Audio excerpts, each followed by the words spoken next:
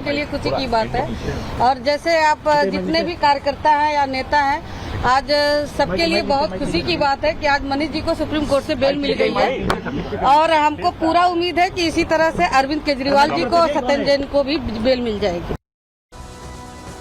सीमा सिसोदिया को आप यहां पर सुन रहे थे, लेकिन देखिए 17 महीने बाद, मतलब 1.5 साल बाद सिसोदिया को ये बेल मिली है। 26 फरवरी 2023 का वो दिन था जब सीबीआई ने गिरफ्तार किया था भ्रष्टाचार के मामले में मनीष सिसोदिया को।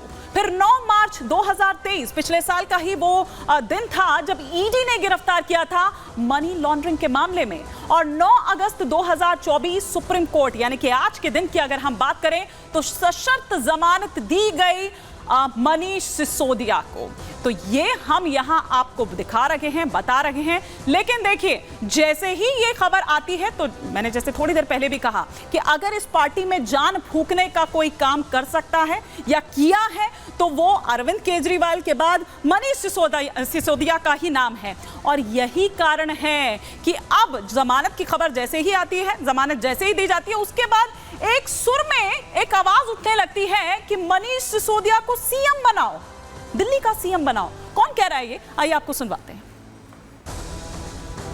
जी को जमानत मिली है, तो अभी फैसला आना है उन्होंने अपराध किया है या नहीं किया है। लेकिन तब तक दिल्ली का मुख्यमंत्री की कुर्सी के सबसे काबिल आदमी है वो। तो मुझे लगता है कि आप सबको सपोर्ट करना चाहिए इस चीज के लिए। दिल्ली का मुख्यमंत्री मनीष सिसोदिया है। तो ये आप यहां पर सुन रहे थे नवीन जयहिंद को, पूर्व आम आदमी पार्टी के नेता है वो। यहां पर ये कह रहे थे कि सिसोदिया को अब दिल्ली का सीएम बनाया जाना चाहिए। लेकिन आइए अब आपको फटाफट से ये भी बता देते हैं कि सिसोदिया की रिहाई कैसे होगी। देखिए, परवाना की बात अभी थोड़ी देर पहले मेरे सहयोगी कर रहे थे जतिन। वो परवाना क्या है? वो है बेल ऑर्डर। अब बेल ऑर्डर भेजा जाएगा, उसी का इंतजार दरअसल वहां पर किया जा रहा है। और जमानती भी साथ में आएंगे। ये कुछ इस तरह से रिहाई का जो प्रोसीजर है, पूरा प्रोसेस है, वो रहने वाला है। और फिर जमानत बॉन्ड जो है वो भरा जाएगा। ये पूरा प्रोसेस हम आपको सिलसिलेवार तरीके से बता रहे हैं। और इसके बाद फिर जो रिहाई की प्रक्रिया है वो शुरू होगी। तो वक्त जो दिया गया है वहां पर, जो तमाम आप कह भी देख भी रहे थे, हमारे सहयोगी कह रहे थे जतिन, कि 5:30 बजे का वो वक्त वहां पर दिया गया था। और फिर उसके बाद तब तक ये पूरी जो माना जा रहा है ये प्रोसेस पूरा हो जाएगा। तो 6-7 बजे तक ये माना जा रहा है कि वो तमाम जो प्रक्रिया है पूरी हो जाएगी और मनीष सिसोदिया बाहर आ जाएंगे। लेकिन आइए अब आपको हम ये बताते हैं कि किसने इस पूरे मसले पर, ना केवल शराब घोटाला मामला ये पूरा जिसमें सशर्त जमानत उनको दी गई है, बल्कि मनीष सिसोदिया को लेकर किसने क्या कहा, ये हम अब आपको सिलसिलेवार तरीके से यहां पर बताते हैं कि इस जमानत पर किस तरह की क्या कुछ प्रतिक्रियाएं सामने आई। सबसे पहले हम दिल्ली सरकार में मंत्री आतिशी सिंह की अगर बात करें, तो उन्होंने कहा कि आज सच्चाई की जीत हुई है।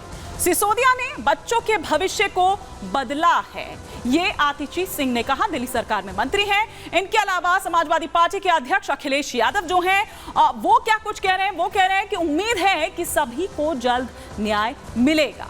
इधर राघव चड्ढा, आम आदमी पार्टी के नेता जो हैं, वो कह रहे हैं कि न्यायालय का हृदय से आभार, सिसोदिया को 530 दिन जेल में रखा गया। इनके अलावा अरविंद केजरीवाल की धर्मपत्नी सुनीता केजरीवाल का भी रिएक्शन सामने आया।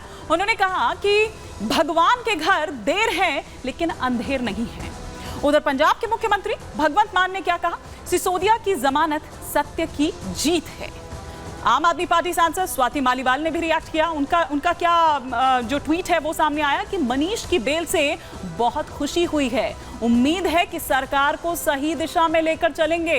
अब इस ट्वीट के भी कई मायने निकाले जा रहे हैं। लेकिन खैर, इधर आरजेडी सांसद मीसा भारती की बात करें तो वो ये कह रही हैं कि सिसोदिया को जमानत मिलना बिल्कुल सही है और पहले न्याय मिलना चाहिए था, पहले ही ये न्याय मिल जाना चाहिए था। तो ये हम आपको दिखा रहे हैं जो इंडिया ब्लॉक के तमाम सदस्य हैं या उनके सहयोगी हैं, उन्होंने क्या कुछ कहा ये हम आपको यहाँ पर बता रहे थे। लेकिन सियासत इस पर किस तरह से हो रही है, ये तो आप जो उनके सहयोगी हैं, इंडिया ब्लॉक के जो तमाम सहयोगी हैं, एलाय हैं, उनकी आपने प्रतिक्रिया सुनी। लेकिन दिल्ली में मैंने कहा ना कि एंटरटेनमेंट का डोज जो है वो समय समय पर दिल्ली वासियों को मिलता रहता है। तो आतिशी सिंह क्या कुछ कह रही हैं और फिर उस पर बांसुरी स्वराज बीजेपी के सांसद जो हैं उनका क्या पलटवार आया, ये भी सुनवाते हैं। एक झूठे केस में फंसाकर जेल में रखा गया। आज का दिन भारत के इतिहास में, भारत की शिक्षा व्यवस्था के इतिहास में जाएगा कि उस शिक्षा क्रांति के जनक की आज बेल हुई, आज सच्चाई की जीत हुई, शिक्षा की जीत हुई, दिल्ली के बच्चों की जीत हुई। मनीष सिसोदिया जी जेल में 17 से 18 महीने उनकी इनकासरेशन हो चुकी थी, उनकी कैद हो चुकी थी और इसके आधार पर उनको आज बेल मिली है। इसका अर्थ ये नहीं है कि सिसोदिया जी अपराध मुक्त हैं, वो अभी भी अभियुक्त हैं और उनकी जवाबदेही कोर्ट ऑफ लॉ में बनेगी। माननीय मनीष सिसोदिया जी ऐसे दिल्ली के शिक्षा मंत्री हैं जो दिल्ली की बच्चों को, दिल्ली की जनरेशन को पाठशाला से मधुशाला तक ले जाने का पाप कर चुके हैं।